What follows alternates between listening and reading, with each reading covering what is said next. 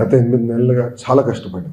మీ అందరూ తెలుసు, వైజాగ్ వెళ్ళినప్పుడు ఎంపీలతో ఎమ్మెల్యేలతో మేము అందరం కూర్చున్నాం, మాట్లాడాం, ఎట్లా రివైవ్ చేయాలి, ఆప్షన్స్ ఏంటి మన ముందల అని డిస్కస్ చేసి అక్కడ నుంచి ఒక పద్ధతి ప్రకారం, అంటే భారతదేశంలో ఎక్కడ జరిగిన విధంగా పద్ధతి ప్రకారం మేము ఆ ప్రాజెక్ట్ని రివైవ్ చేసే దానికి దాదాపు కేంద్ర ప్రభుత్వం నుంచి 11,000 కోట్ల ప్లస్ నిధులు తీసుకురాగలంటే అది మెటిక్యులస్గా ప్లాన్ చేశాం.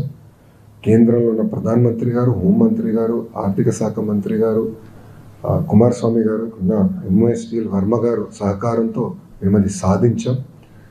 దానివల్ల ఆంధ్ర రాష్ట్ర ప్రజల్లో కూడా హోప్ వచ్చింది. ఎస్, డబుల్ ఇంజిన్ సర్కార్ అద్భుతంగా పనిచేస్తుంది, దీనివల్ల ఆంధ్ర రాష్ట్రానికి మంచి రోజులు మళ్ళీ రాబోతుందని ప్రజలు కూడా గుర్తించారు.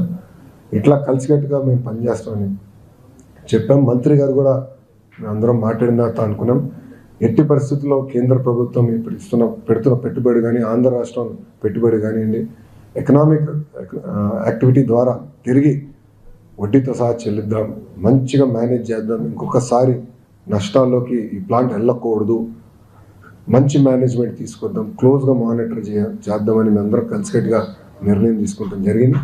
అంతేకాకుండా ఆర్సిలర్ మిత్తల్ ప్రాజెక్ట్కి కావాల్సిన రా మెటీరియల్ లింకేజ్ మిగతా అంశాలపైన కూడా మేము చర్చించాం. దానికి ఆయన 100% ఆయన మినిస్ట్రీ సహకారం ఉంటుందని ఆయన హామీ ఇస్తాం జరిగింది. త్వరలోనే ఆ ప్రాజెక్ట్ కూడా భూమి పూజ చేద్దామని మంత్రి గారు చెప్తాం జరిగింది.